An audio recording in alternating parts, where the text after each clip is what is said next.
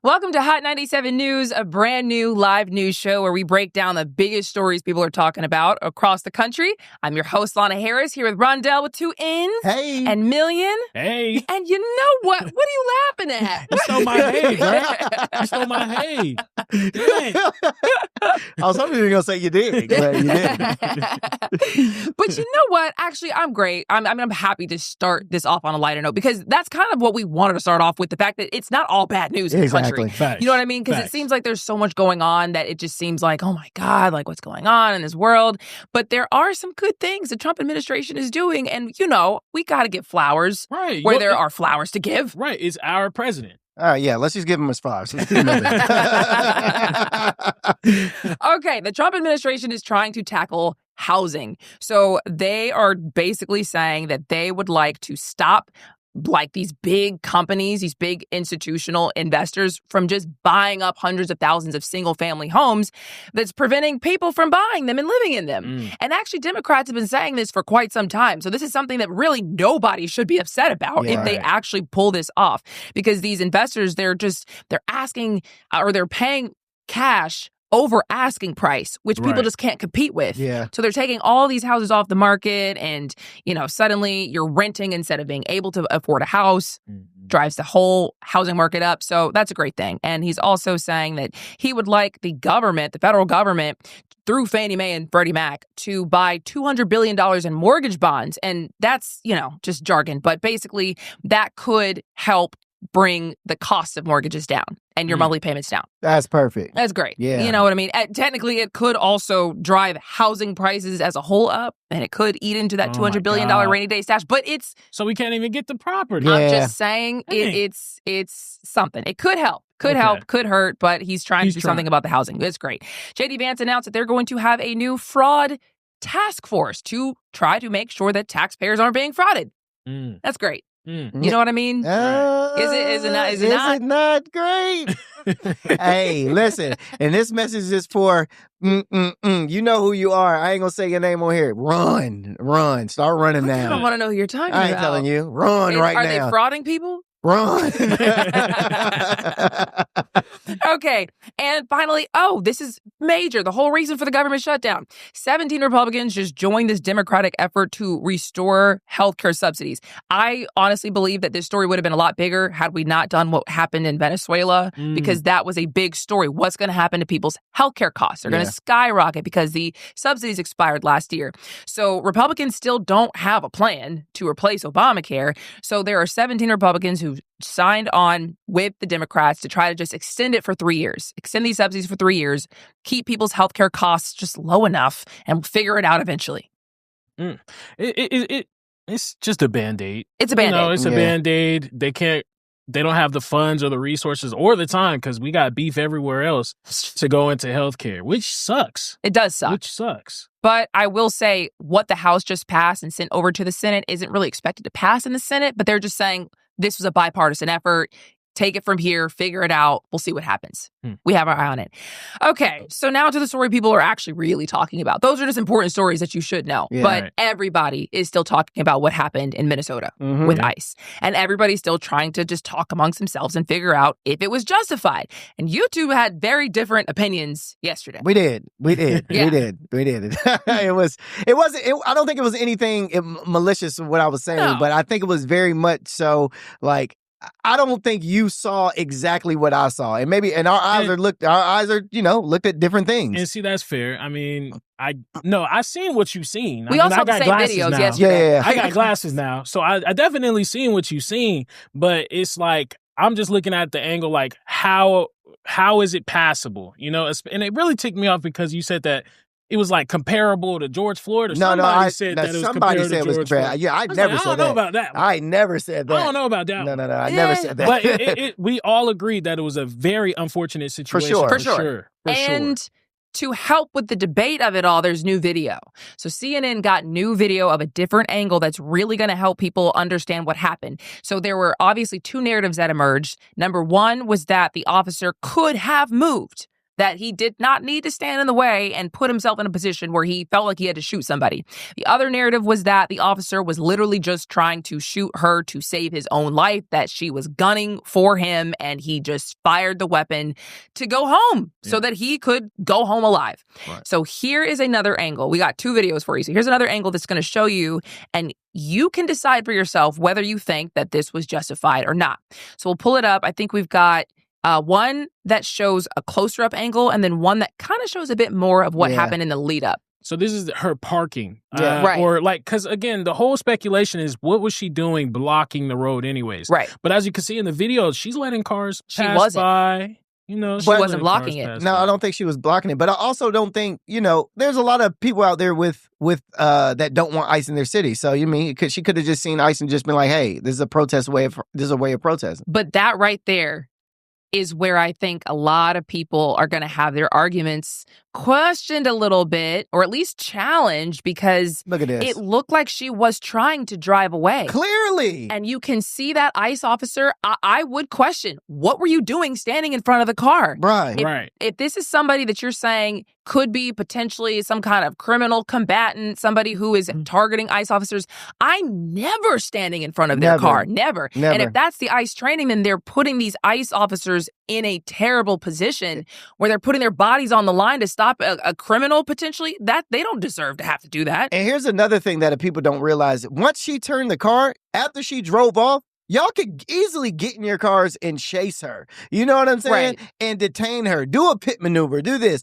And then stop her that way. But for you to see her about to peeling off and then shoot her is wild to me, bruh. And I got a lot of flack yesterday from a few of my homeboys that saw the video. And they were like, yo, well, you kind of standing up for the white man or the white girl that, she should have just complied with, and I understand. And that was what your whole. I was saying. But here, and I understand that, but dog, at the end of the day, it's like, this is a human being regardless of what it is, bruh. Thank you. I think as a people, we all hate ICE. And I think as a human being, we all kind of dislike the police. That's all my people don't rock with ICE. I mean, everybody I know don't rock with ICE. Everybody I know don't rock with the police. So for you to kill an innocent person, dog, I can't get down with that. I mean, again, I'm not making arguments, but I'm just saying this is where the government's standpoint kind of makes sense. What was she doing parking like that? There was allegations that said that the ICE truck got stuck, and that's why it was there in the first place. But I don't know, man. I don't know. It's an unfortunate situation. I'm not trying to say that you're sticking up for the white woman, because it's a life at the end of the day. I see that. Yeah, I don't see privilege does show, she got killed. What do you mean privilege shows? She got killed. Because I need to actually address, because I don't think that literally everybody in the country hates ICE. In fact, I think there's a huge swath of the country that for sure actually really appreciates what they're doing 100%. and voted for Trump to put him in. That's not my view. I'm just telling you, to call a spade, there are people who really support ICE and what they're doing. 100%. And they genuinely believe that ICE have been under attack. And technically, when you look at the statistics, they say that ICE has been under attack and had all these violent incidents happening to them up 200%, 300%, these crazy numbers, which by default that would happen because they're out in force more. So by default, you're out more, you're going to have more instances. Some of that is kind of just being dramatic. But people are trying to the issue is that these people that are here illegally, if they are getting people that are here illegally, they're trying to fight back against them from taking them to wherever they go. And these ICE officers have orders. They have orders. I'm the president. I told my people who voted for me, I'm going to get rid of all the illegal immigrants. You guys have got to comply with my orders. It is what it is. My problem is why you guys are putting them in the position to potentially have to kill someone like this. Their training shouldn't be stand in front of the car, period. Their training shouldn't really be reach in and grab anybody out of the car. If it's that deep, you got all these flock cameras, you got technology to trace people down. Yeah. You don't have to put these officers in a position where they're going to hurt themselves or other people. This same ICE officer involved in this situation was involved in another situation last June, where he equally got hurt. He didn't really equally get hurt, because last time he really got hurt and he had to go to the hospital, and he was, had bruising all over his arms. We have the pictures, but they're a bit too graphic. But we can show you the pictures of what the last incident that he was involved in looked like. There he is reaching into a car. The glass was broken in the car. He reached into the car, and that car ended up dragging him down the street. And so he kind of got dragged from the reports 30, 40 feet. And he got sliced all the way up along his arms because of the glass that was broken on that car windshield. Right. So first of all, why is he still out in these streets right now? Exactly. That's a very traumatizing thing to happen last year. And now, of course, you see a car moving any kind of way. Yeah, trigger. Trigger warning. It's a trigger. Exactly. It's a trigger, man. They should have had a PTSD training. I don't know if that's a thing, but PTSD. Yeah, PTSD PTSD training to be like, hey, if you get into this again, or him seeing a therapist and being like, hey, are you good enough to go back in the field? They should have evaluated him a little bit longer than this, because this is clearly what happens when, you know what I'm saying, he's triggered. He said, oh, car? Bruh, I remember what happened last time. I'm not letting it happen to me again. And that's what I'm saying. Like, at the end of the day, the car could have been seen as a lethal threat. As you can see, he's been through it before. For sure. And for the argument that ICE is out here just doing the nastiest things to people, I don't think that's the case, because the last incident, he was arresting Roberto Carlos Munoz, Guatemala. I don't even know how to say his name for real, but basically this guy, he had domestic assault arrest and a conviction for sex crimes against a minor. So he ended up getting, the officer ended up getting 33 stitches because he was trying to arrest somebody that was doing damage to our community. For sure. And that was not supposed to be here legally. 1,000%. I totally understand that. What I'm saying is, when it gets to the point that you're putting your arm through shards of glass to stop somebody, I don't see why that is the training. You're only setting people up to get hurt. Exactly. We have enough technology where you can follow. You already found the car. Why don't you just surround the car? Wait until you have enough resources to literally surround the car on every single angle. Why is the answer reach your arm into shards of glass and try to stop them and hang on 30, 40 feet trying to stop this man, and then going back into the field and standing in front of a car? And here's my point. I don't see why. My point, somebody should have grabbed him. Somebody from his team should have been like, hey, bro, you remember what happened last time? You probably need to sit this one out. People are unpredictable. Let somebody else handle this and sit this one out real quick, because you got dragged last time. I don't want to see that happen again. In that position. So let's go ahead and put you to the back burner real quick and just chill. That should have happened. Somebody should have grabbed, somebody should have been of authority and be like, hey, come on, you can't do this one. Like, you don't have to sit because this you one out. might be jumpy. Thank you. You might not be able to handle it right now for good reason. For good reasons. You got dragged. The person didn't need to die. No. From what I saw, it looked like she was trying to leave, not like she was trying to bow some over. But final thoughts, because we do have to move on, because there's a lot going on. I mean, to add to your point, Guy has been on the service for 10 years. Yeah. And he's a member of the ICE's special response team. So they have advanced firearm training, breaching techniques, hostage rescue techniques, expert level firearm qualifications. That sounds nice, but we didn't see it in the video. And I'm not saying it's okay, but I'm just trying to get some nuance here. Like, I don't think he's as evil as people are making him seem. He's just somebody that's been through something in the past, and unfortunately, this is how it came off. This is what happened. We don't know his heart. Yeah. We literally don't know. We don't. Maybe he's just doing his job a no, little for too sure, well. For sure. And I think he's doing too much. I think there needs to be more evaluation for these officers when they do get into situations like this and they have to go back into the field. I think they need to be evaluated thoroughly, very thoroughly. That's years and years of evaluation and therapy, sitting behind a desk for a couple years before they're let to go back out in the field and handle the community. Yeah, because there are lives at stake. There's lives at stake. Bruh. Yeah. So the only argument we have to move on. Yeah. We have to move on. So, final thoughts. We have to the move on. argument to that is you would then have to give more money to ICE. Mm-hmm. Who's going to sign off on that? Who wants to do that? Okay, so there were 2 other people shot by Customs and Border Patrol agents in Portland. So we're kind of taking a sidestep here. And what happened in this case, there was an encounter involving Border Patrol agents in Portland, and basically the DHS spokesperson who addressed this said that agents were conducting a targeted vehicle stop because the passenger was allegedly affiliated with Tren de Aragua, the Venezuelan gang. And a DHS spokesperson said that the CBP officer started shooting because the driver tried to run them over in fear for his life. He shot, and the driver then drove off with the passenger. So the 2 people who were shot drove themselves away from that scene and then later on called for help at an apartment complex. These are the protests you're seeing now that happened after that shooting. But in this case, Portland's mayor is saying that we know what the federal government said about what happened, and there was a time where we could take them at their word, but that time is long past. They don't believe that narrative. We don't know. We don't have the video, but the mayor's saying we don't believe that, and that Portland is not a training ground for militarized agents, and the full force threatened by the administration has deadly consequences. And as the mayor, this person is calling on ICE to end all operations in Portland until a full investigation can be completed. How? Like, how?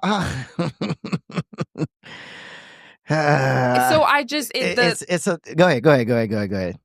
It seems like they could try something different. This is clearly not working. If we're just going to be killing people on accident across the country, it seems like there could be another way. This particular incident, I don't know, is the same as the previous incident because this was a targeted stop. They were going after somebody who was a gang member, and this may not necessarily be the exact same scenario. But when you get to a point where people don't believe you and they're protesting in the streets, sometimes I think Democrats are really just being dramatic and they don't want to give Trump any kind of win. And they just want to take down anything he wants to do. And they want to poke holes and flaws in absolutely everything. And that's true. We've all seen that. But at the same time, this is clearly agitating communities across the country. So I think they could find another way. Yeah, man. It needs to be, like you said, bro, the training needs to be more training. Yeah. Like, just not killing random people, but just killing people as civilians. I mean, as we're civilians, killing civilians, it's getting too much. It's a lot. It's getting too much. There needs to be more training. There needs to be other ways to de-escalate things. Not everything has to end in gunfire. And I understand you have to protect your life. I get it. I totally understand. Mostly police officers, these people, they have families. I totally get it. You want to go home to your family. I understand, man. But there has to be another way to de-escalate stuff. And that doesn't end with people losing their lives all the time, bro. That's all I'm saying. That's the only point I'm making, is that I'm just tired of seeing people get killed by police.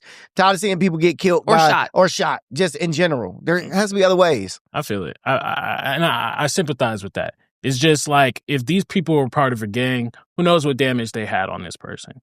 It's like, what if these people were murderers? I'm not saying they are, but what if they were? We don't know. Are we just going to let them flee off into the night sky? No. We're just going to let them go free? No. It's like, you got to do what you got to do to stop them. Training, yes. But again, I'm going to pose the question. With training comes more money.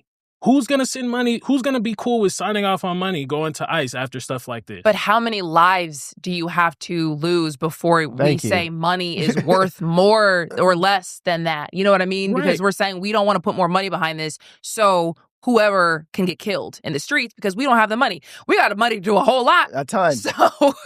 Okay, but I'm saying, you think the citizens would be okay with us giving more money to ICE? Are their lives worth less? They'd have to say, like, if I ended up in a situation, I don't want to give you this money, so I'm cool with you potentially killing me because I don't want to give you extra money. Fair. Okay, cool. So we're gonna, when Trump signs off and says, hey, we're gonna give more money to ICE so they can do more for their jobs and more training and things like that, we're going to see the uproar that's going to be sparked, because we even seen it with whatever happened in Atlanta. We opened up a whole training facility and everybody was up in arms about it. That's very true. So That's very true. It's like, whatever it is, we have this weird, obsession of, like, treating people of authority that are protecting us like pigs. We call them pigs. Yeah. We call them pigs. And it's like, is weird. To your point, it's going to make someone mad no matter what. You know what I mean? He can't win. None of our politicians can really win. Somebody's going to find a problem with it. At the same time, I think if he did say we are pulling all of our ICE officers off the street so we can prioritize training and then we're going to ramp this back up, I don't know if you could do that, because then, you'd have all these suspects around the country moving, and, I don't know what this is. It's a messy situation. I don't know how you get out of this, to be honest, but it is what it is. Okay. So it does seem like the Senate is trying to take some control back from the president. So Trump is obviously not happy about this, but basically what's happening is that senators just voted to advance a war powers resolution. And that would basically block Trump from doing any further military action in Venezuela without congressional approval. And it's not a done deal yet in the Senate right now. They voted to just advance the effort. So the Senate still has to vote to make it a real thing that was sent it over to the House. But this is like the third time this effort has been attempted. And this is the first time that it's actually gotten any legs. Like the Republicans, it's going to require Republicans to be on board with this. And they haven't gotten it. Republicans have said no to this. So all these efforts have failed in the past. But now this passed 52-47, and 5 Republicans broke ranks to advance this resolution. And it was Rand Paul, Susan Collins, Lisa Murkowski, Josh Hawley, and Todd Young. What I think is interesting about that is that Susan Collins is the only one that's up for re-election this year. So she's the only one who really wasn't free to do whatever she wanted to do with nothing to lose. The other 4, I'm not trying to get reelected anyway, so I can just vote my conscience. She's the one who actually really probably has something to worry about for breaking ranks. Yeah. That act, I mean, I'm cool with it. I'm completely cool with it because right now under the Constitution, it says that a president can declare, has the right to military action, and that includes airstrikes, drone strikes, and bombings, deploying troops for a certain amount of time, and they're able to do regime change. And we've seen that with Venezuela. Congress is saying they have the right to actually declare war, authorize military force, and fund and defund wars. Trump, with what he did with Venezuela, I mean, although it was crazy, I think it was too much. Like he has too much power. I think a president has too much power. So that's actually kind of what Susan Collins was saying. One of the people who supported this war powers resolution said that she supported what they did with Maduro. She supported that operation, but not future or long-term military involvement without Congress signing off. She's not trying to just get into a forever war. So they never knew. I mean, nobody knew that Trump was going to do that. So they didn't have this in place, did they? Was this in place for was this already somewhere? Like, if worst case scenario happened, we could sign this. Was this in place, or was this like, oh, we need to make this now that Trump just did what he did? This was already a thing. Okay, so got back you. last year in December, this was attempted. Like I think in the House and in the Senate, where they tried to do some kind of war powers resolution vote to stop him from doing anything without Congress. Okay, but Republicans were not on board with it. That's their commander in chief. He's a leader of the Republican Party. Whatever he wants to do, they're generally going to be good with. If they want to keep their job, they kind of don't have a choice. Very true. So they've tried, but it's failed. So the fact that 5 Republican senators jumped onto this effort is a big deal. And this is what Trump had to say about it. Obviously, he was pissed. He said, and this is Truth Social Post, Republicans should be ashamed of the senators that just voted with Democrats in attempting to take away our powers to fight and defend the United States of America. He listed them off. I just listed them off, so I won't. But he said that those lawmakers should never be elected to office again. This vote greatly hampers American self-defense and national security, impeding the president's authority as commander-in-chief. In any event, despite their stupidity, the War Powers Act is unconstitutional, totally violating Article 2 of the Constitution, as all presidents and their departments of justice have determined before me. Nevertheless, a more important Senate vote will be taking place next week on this very subject. Again, they got to vote to actually make this a real thing to send it over to the House. Yeah, right. So that's why he's saying, like, these people already know if they have any potential future in politics, not going to be here, not going to be with me because I am against them. Right. His own people turning his back on him because of that. Right. That's wild. Right. That's wild. But That's how you know you're a wild man, bruh. Yeah. Even if it does pass, though, he could veto it. 1,000%. If it passes in the Senate and it passes in the House and it goes to his desk or signature, he can veto it. Now, that's crazy. They could technically override it, but it would need 2/3 vote from the House and 2/3 vote from the Senate also. So it highly could unlikely. Still happen. That's wild. It could still happen, but I don't think it's gonna happen. That's so wild, bro. Trump got his hands in all types of things in Congress right now. So, and speaking of having his hands in stuff, real quick, we just got to squeeze this in. Trump says land attacks in Mexico may be next. That may be his next act, and I'll just have you hear what he said about it. We've knocked out 97% of the drugs coming in by water, and we are going to start now hitting land with regard to the cartels. The cartels are running Mexico. It's very, very sad to watch and see what's happened to that country, but the cartels are running, and they're killing 250, 300,000 people in our country every single year. Hey, listen, Trump, don't do nothing until I get married in May, okay?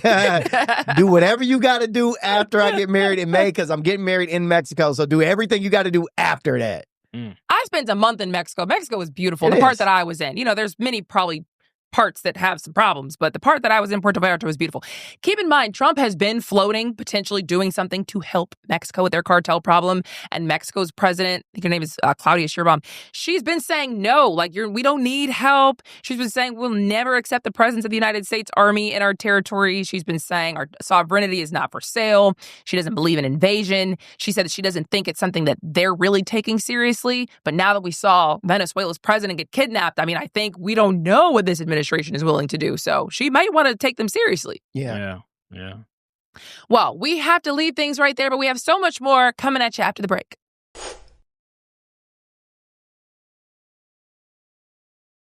Welcome back, everybody. We want to update you on a story that it feels like nobody's really talking about. Like the Epstein files. Like the Epstein files. That's not it. Don't nobody talk about that no more. So the United States still has that refugee program where they're bringing in white people from South Africa into the United States. Wait, there's white people in South Africa? No, I'm not even going to ask No, that. yeah, they're called Afrikaners, yeah. Okay. Yeah, no, that's the whole thing. So that whole... They're called what? Afrikaners? Afrikaners, yeah, with a K. Mm-hmm. It's a thing. It's not funny, but something about that's hilarious. There's a lot of white people in South Africa. Yeah, but they are the minority, though. It says in Africa, black Africans make up 80%. Black Africans. Dang, that sounds crazy. Crazy, right? And then the white make up to like 7 to 8%. And that's kind of the helm of this whole controversy. So basically, South Africa told U.S. officials that they're not going to interfere with this U.S. refugee program because there was a South African raid on a U.S. refugee processing site back in like mid-December. And contractors were arrested and U.S. officers were briefly detained, but the whole thing, ended up just kind of boiling back down. And in the end, South African officials said that they kind of disagree with the program's framing, but they feel like the people have the right to leave if they want to, and they're not going to block it. But basically, it's being framed as a humanitarian effort because they're saying that the white people in South Africa are facing violent crime, targeted attacks, and government discrimination. Heard that before. Yeah, that sounds goes familiar. to show. Yeah, I was about to say, heard that before. That goes to show, man, you can be black and racist. That just goes to show. Is that what it's saying, basically? No. The white people over there is feeling racism. You can't be black and be racist. They're the minority. They are literally apparently dealing with something that sounds very similar to what black people say they deal with over here. It's just funny that it's our government going to help them. Exactly. Because what do you mean? That's literally saying like, oh, no, yeah, we acknowledge discrimination, just not for you blacks. Well, here's the crazy part. South Africa, I used to know this girl in South Africa. Yeah. And she was, I think she was biracial, but I asked her about like, what is South Africa like? And she was like, it's very racist.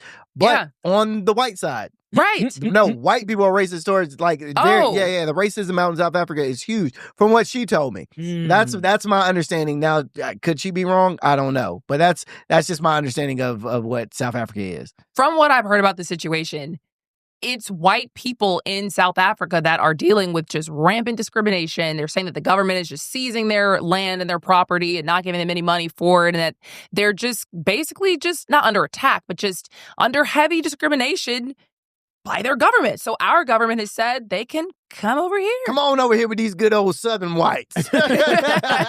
Be over here with this fried chicken white people. Come on, you South African whites. I wonder if Elon Musk plays a part in this because he's from South Africa too. Oh, wow. I actually looked into it. It said that he didn't explicitly have anything to do with this, but you must know that he probably does because he is from South Africa and he was at least talking about this issue with white people in South Africa facing discrimination. Dang. It's just pretty crazy. In fact, they're really talking about how white people are low-key becoming a minority here in the United States. That's what Elon Musk has said. He basically responded to somebody else who was tweeting about it. He said 100%.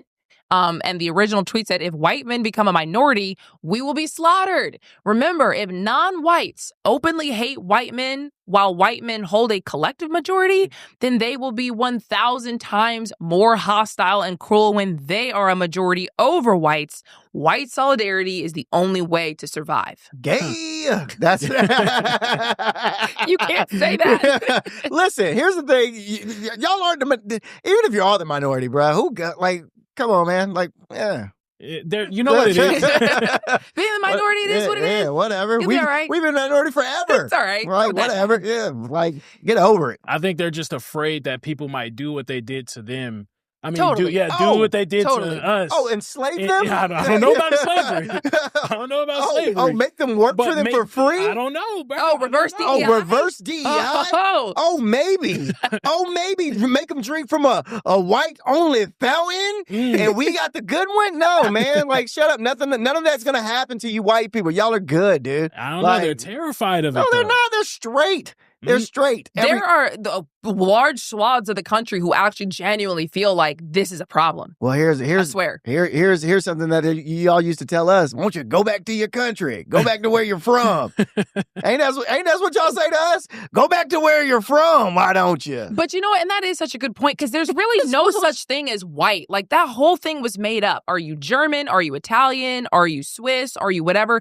Like just because you have white skin, you don't all originate from the same place of white. Yeah. So you could, you know what I mean? So the whole thing was always just made up to make it like an us versus them. That's why I think this whole conversation is ridiculous because do y'all want clean air, clean water, affordable food that's real, affordable housing or not? Does that make me, do I need to be a certain color to know I probably want the same things as you? Exactly. So making people hate each other because of race is literally, I think, a method that they use to divide us. But, you know, I'll get off my little pedestal. I feel it. I think black, I feel their sentiment though. I can't wait to hear this. No, I'm saying I sympathize. No, really. I'm saying I sympathize with them because I feel like black people might be dwindling too. The only reason why those stats are there, like, for example, it says, in a Census Bureau 2022-2023, the non-Hispanic white population decreased about 0.2%. That's 460,000 people, right?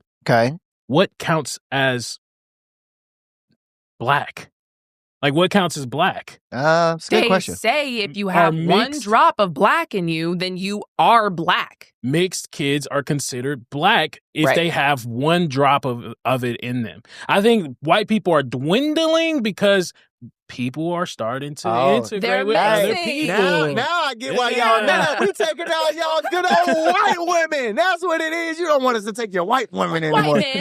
White men are going for black women too, but I feel like that's really what it is. Like people are just racially mixing so much that all of our, I mean, if you took it on the opposite end and said that it dwindled down black numbers too, black people's numbers would go down too by default because black and white people are mixing and having kids. Yeah, man. You're going to take away the white race if we're using the one drop rule by default. In that you're taking away the black people also if you don't use the one drop rule. If you don't use that rule. Black people, you should be scared too. I'm just saying. It's not just white people. Yeah.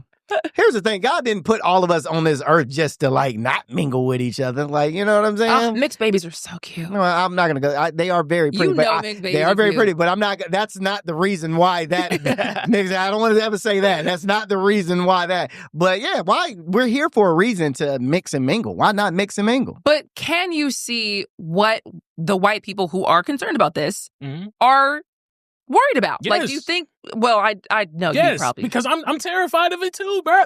White man, I'm with you, bro. I gotta but be what on are you their side with terrified this of? now. Like, what are you terrified of? Like, Black what's the fear? People are starting to dwindle. That's what I'm trying to say. Black people, our population is dwindling too. But like, let's say that happens. Then what? What's next? Who cares? Like, that's my point. Who cares? It's going to be a world of mixed children. Oh, Who cares? Mixed children. God, that really hurts me. Where's the problem? Like, what are we talking about, dog? That's what I'm saying. What are we talking about? I'm not saying I'm wrong with it, but with that comes, you know how people do. With that comes colorism. Oh, I got the good hair because I'm mixed, or oh, you got the bad hair because you're fully black. It's colorism. We've been doing that since I was like, what? I think that's just going to add to it and make it even worse.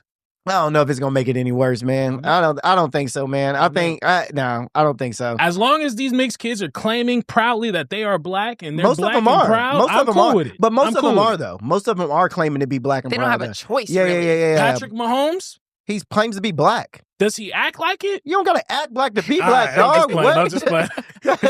Some people say I don't even act black. So yeah, I get it. But what I'm saying is there's some mixed There's some mixed kids out there. There's some mixed people out there that don't want to be associated with the black side. I feel you. Yeah. But and then you got to take into account the Diana Ross effect. Have y'all heard about that? I did not. Okay, so look at Diana Ross. All right, I don't have a picture, but look up Diana Ross and then look at her kids. Our kids are light. Our kids are light. Right, that's cool. After that, fully white kids. Like after Tracy Ellis Ross's kids. Yeah. Like their kids. Or fully like one of her they kids mingle with white with the white. They will. I said the same thing. Who cares? Right. Make white people. I don't care. We got actual problems, y'all. Yeah, make them black, make them white, make them purple, make them blue, make them whatever color you want to make them. I think it's a made-up problem. As long as they're being nice, though, because colorism is a thing within our community. It is. It's a huge thing within the black community. 1,000%. I will agree. That's the only thing I have an issue with. These mixed kids I met mixed people. These folks be thinking they all that in a bag of chips because they got curly hair. That's what I'm saying. But let them think. Like, who cares? That's what I'm saying. Like, this is a made-up issue. And I'm not white. I don't know what it's like to watch the white numbers dwindle and actually be afraid of it. Like, I don't know. Even to hear you say that is hilarious. But I don't know what it's like to watch the white numbers dwindle. But there's like this whole vibe of like, if the world were to go crazy, who is my clan? Yeah. And white people are basically saying our numbers in that scenario are dwindling. And we got to like make sure that our numbers, we're still up, because this was a country of majority white people and they're learning that they could become a minority. I would just like to free us from the grasp of thinking that matters. Like, what do you want in this life? Do you want a good, safe neighborhood? Do you want clean food? Do you want clean air? Can we work on that as black and white and purple and yellow and whoever people? It doesn't matter. It's a made up problem. It does matter, though, because with that comes new power structures, new ways that people could diversify themselves and separate themselves from other people. Look, and see, I'm cool with it because, stick with your own, protect your own. It's fine to do that. I don't think there's anything wrong with it. When those white people took over Arkansas and did their little land, I was like, good for them. Yeah. Protect your people. Yeah. You know what happened with that? Just real quick, just so people know. Quick, just for the people to know, there is a plot of land that this group of white people had bought, and then they created a community that only included white people, no gays, no Jews, just a community of white people. I'm saying, you know what? Good for you. If you want to do that, who cares? Live your life. Good for great. you. What are we doing? But they're scared that, they probably did that because it was like, they're taking all our women. They're taking all. And we are. And we're coming. Jill. And we're coming. Jill, you are. Listen. We gotta move on. Okay. Love a good little milk in my chocolate. No, I'm joking. All right. I'm joking. You're not. I'm not joking. I'm not. Okay. Can we talk about y'all's fast food ice? Who is y'all? Oh yeah, you don't. Yeah, you don't divulge. I don't really love to eat fast food, so I'm not going to McDonald's. I'm not going to Burger King. I'm not going to KFC. Well, I haven't been in years. Here's the thing: in 2017, the BBC they did a test, and they did 30 ice sample tests, and McDonald's, Burger King, and KFC all had fecal matter in them. Oh, not fecal, bro. I didn't know it was fecal. I thought it was just like mold or something. Surprise. Doo-doo. It appeared in 53% of the samples, with higher levels in 30% though no harmful E. coli. No harmful. There was no E. coli. Well, it was E. coli, but it wasn't really harmful in the fecal. You know what I mean? That's what they said. Because you said you be chomping on ice, bro. right? I chomp on ice like whenever I get those drinks. You a little bad kid. So y'all don't drink out of the soda fountain at all? I really don't. I really don't. Not me like that. I don't trust it. Yeah, I mean, but this is in British Columbia, so I mean, it could this. Wait a minute, what? Yeah, it's the BBC. Oh, so it wasn't in the United States. It's in UK location. Boy, this is national. You fine? Well, no wonder. No, I'm playing. This is the UK. This is UK. But if you go to the UK, but here's the thing, though. Regardless, if it's in the UK.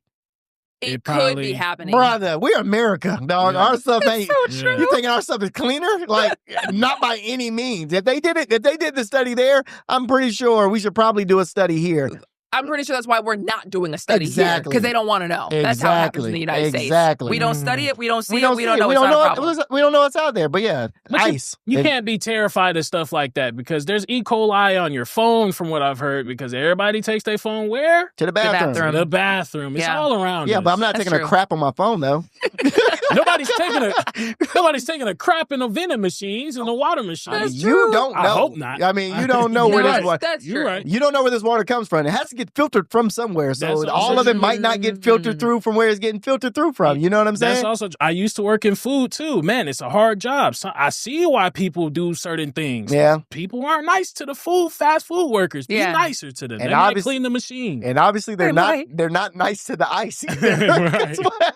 What in the world? But yeah, man, I think that's enough talking about ice though.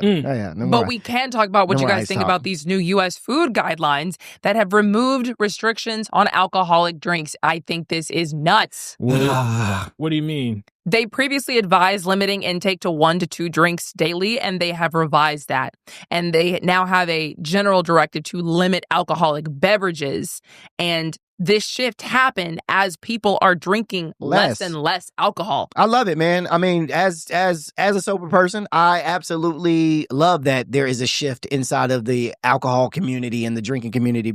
And not to say, I mean, I came from it. I was a huge alcoholic. So, but drinking less, by all means, do it. It's healthier, man. Look, the ramifications of drinking, it's so bad on your body, and the level of, I'm saying, success and stuff, places you can go when you cut drinking out of your life is ungodly. You will see your life tremendously get better once you stop drinking, bruh. I promise y'all that. This is not me here trying to preach or anything, but watch how your life. Because I challenge anybody today, stop drinking for 2 months, see what happens. He is not kidding, because I stopped drinking just for no reason other than to just see if I could do it, and I have lost so much weight. Like, the weight just stays off. Yeah. Way easier, because you're not just swollen all the time, and your body has a break to actually, like, move things up out of there.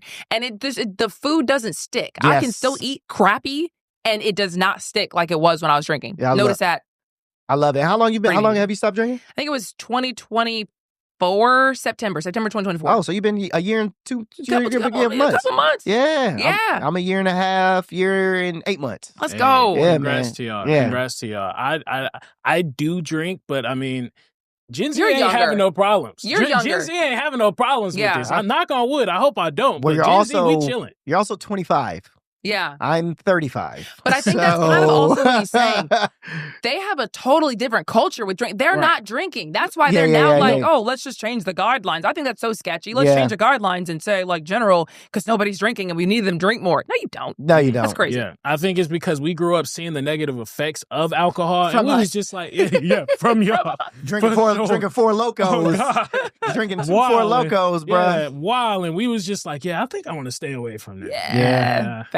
Please do. Don't drink. Don't drink. it's you can find fun to a ton. Many other ways. Ton. Yeah. Okay, real quick. Matt Kalil just sued his ex-wife for some comments. I just really don't believe myself. Well, so she didn't know who Matt Kalil was first, didn't. and I had to break it down. And then she didn't know about these comments. And then when she heard the comments, she was like, what?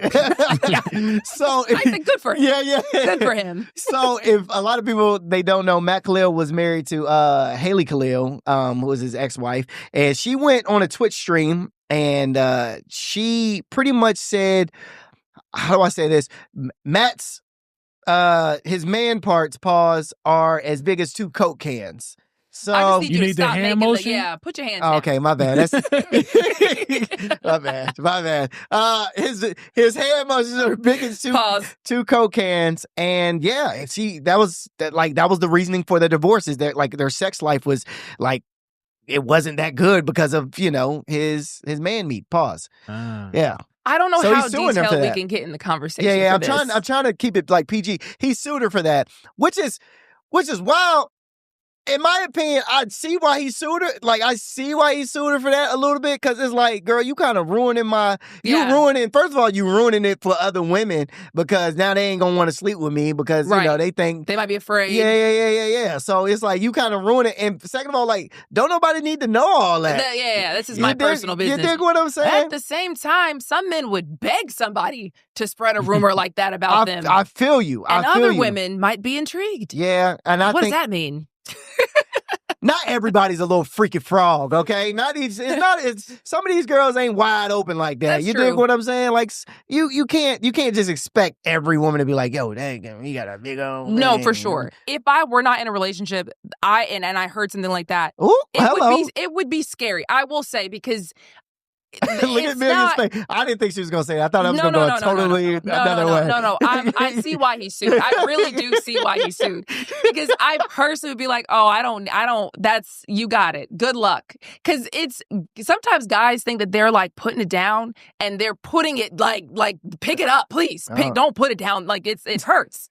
Pick it up, please. So I see why he sued. Okay. This would scare me. That was 2 Coke cans. Yeah. Didn't you say borderline 3? Borderline 3. Coke cans. Coke can. Now, I don't know if y'all know how thick a Coke can. Let me say. You better. Pause. Oh, man. Oh, my God. Okay, we are almost out of time, but okay, Rondell again has this story. You hate when I say this. I do, because she always says it like, my stories don't be that fun, and her stories be more fun than mine. Your stories are objectively more fun than mine, but this one has to do with a Wheel of Fortune contestant, and I have to cue you up like this because I don't know what it is. But it's all good because you don't see I know the word, you don't. Okay, I wanted it to be a surprise. Go ahead. Explain. Right. No, I don't know it. So a contestant on Wheel of Fortune, they made it to the bonus round, but they failed to solve this puzzle, and it cost them $40,000. Yeah. They lost $40,000 not solving this puzzle. Now I want to show y'all this puzzle, and I'm going to give you guys 10 seconds to figure. Well, I'll give you guys 20 seconds to figure it out. So we'll pull it up, and I want to see if you guys can figure it out. So you guys get 20 seconds. Now the thing is a cold. Hold on, you're not supposed to say it. We're supposed to. Wait, what's the thing? I mean, what was the? A living thing. Oh, a living thing. Yeah, okay. A living thing. Okay. Yeah. Now, can we start our 20 seconds now? Yes. Okay. A living thing. A living thing. A child. A wild. Okay, I'll give you that because that does help. That does help in Wheel of Fortune. They do that. It's not Prince. It's not France. A wild. Is it wild? Oh no! Is it mild?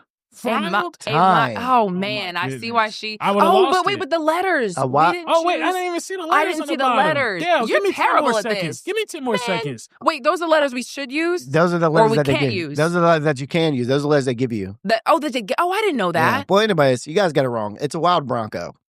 Never would have got that. A living thing. Yeah, never would have gotten that. I wouldn't either. Justified. I wouldn't have either. Justified. So she lost $40,000. I wouldn't have got it either. When I first read this, I was like, yeah, I would have lost $40,000. I don't know. I thought it was. I just wanted to throw a little. I wanted to throw a little. Little razzle dazzle in there. I mean, I kind of showed my genius there. I mean, I Wild got the was wild.